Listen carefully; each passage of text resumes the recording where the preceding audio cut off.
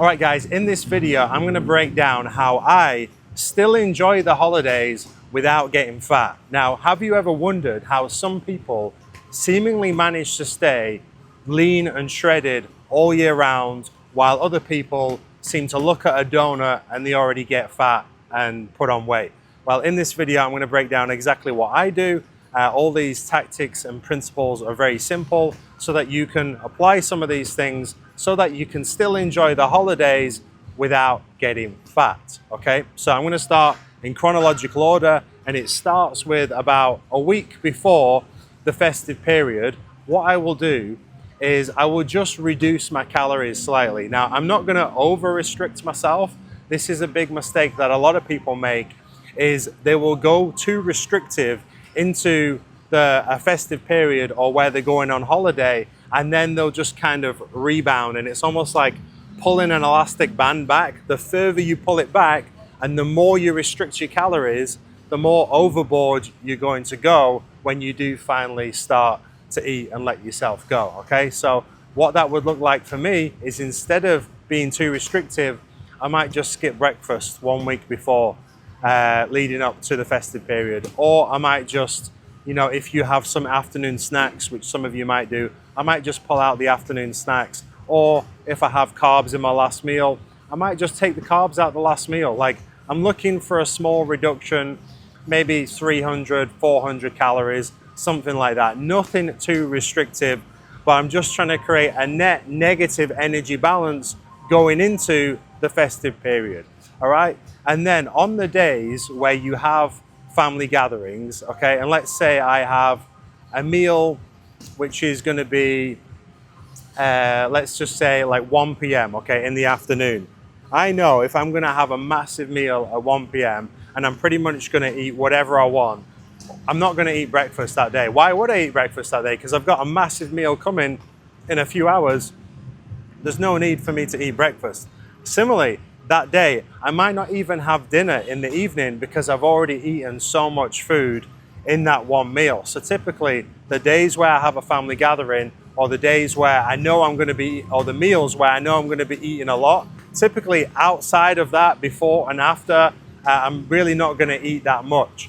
For me personally, I'm not a massive drinker, so alcohol isn't really a problem for me. I know some of you will be drinking alcohol, and that's absolutely fine. I think if there's one time of the year where you're going to let yourself go and you're going to have fun and you're going to drink some alcohol, let it be over the festive periods or when you're on holiday.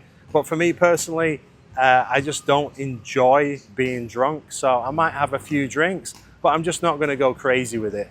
The way I look at drinking and calories is, I would much rather save those calories and just have extra dessert instead.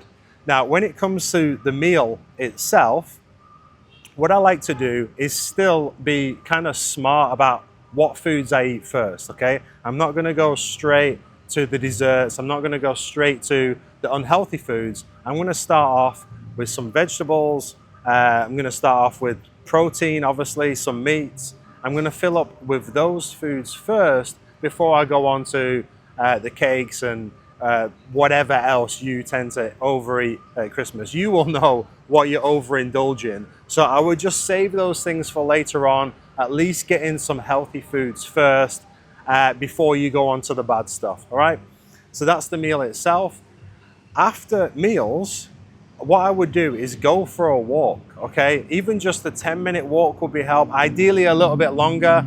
I mean, a 10-minute walk is great for digestion. Look, you're not gonna burn a massive amount of calories when you go on a walk, but what it will do is aid your digestion. And really, you know, whenever you kind of overeat and you eat a lot of foods which you might not normally eat, you might place more stress on your digestive system. And just going for a walk, it's going to improve insulin sensitivity, it's going to improve nutrient partitioning, and it's overall just, you're less likely to get constipated or to have any gut issues, and it's really just going to help move everything through a lot faster, shall we say. Because it's not just about how many calories you consume, it's your body's reaction to that excess food. And the more we can help the body just process the foods and get rid of it, then the better position you're going to be in. Okay, so a 10-minute walk after a meal or longer. Like typically what I would do is I would aim for about a 30-minute walk. So after you've had your meal and you've had your desserts or whatever, just take a little time out, just go for a walk. And then I know what you're going to want to do. You're going to go on the sofa and just chill out, but don't do that. Go for a walk, get outside, get some fresh air, and you will feel so much better. And then by all means, go back in and enjoy the celebrations. And then afterwards, don't feel guilty, okay? Because we already know going into this that you're going to eat more than normal, and we know it's coming, okay? So after you've eaten and you're overeaten, don't feel bad about yourself. Just remember that this is just 1 or 2 or 3 days in a year, and in the grand scheme of things, it's not going to make a massive difference. People who stay in shape all year round, they're not perfect, okay? They just do the basics consistently over a long period of time, and they've done it so much that it just becomes normal. It's like their default mode of operation is just to do these good habits which keep them in shape.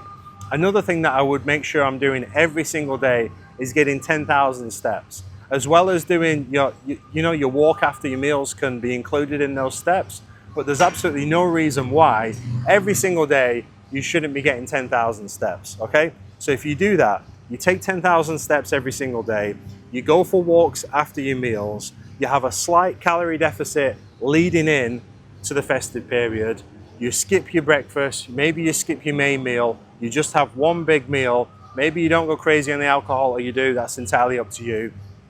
And then afterwards, just do the same thing again. Say if you know you're going to be eating at Christmas, maybe Boxing Day, and then maybe you've got a few days off, and then you're going to do the same at New Year, maybe New Year's Day. So you've got like potentially 4 days there where you're going to be in like a calorie surplus, right? So those other days where you don't have any family gatherings or anything like that, just take it easy. Maybe just skip breakfast every single day. Maybe just pull out some calories from your last meal. And that is how you will enjoy the holidays and not feel like you're restricting yourself, but also not get fat either.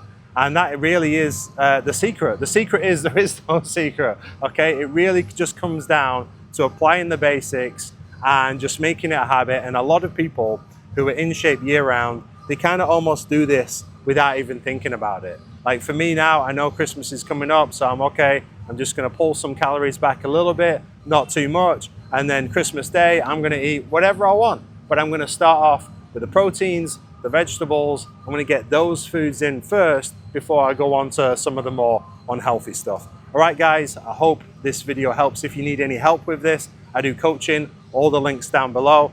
And yeah, don't feel bad about enjoying yourself over the Christmas period. Just remember, this is 1 or 2 or 3 or 4 days a year. In the grand scheme of things, it's what you do over the whole year that counts, not what you do on any single day. All right, guys, hope this video helps, and I'll see you in the next one.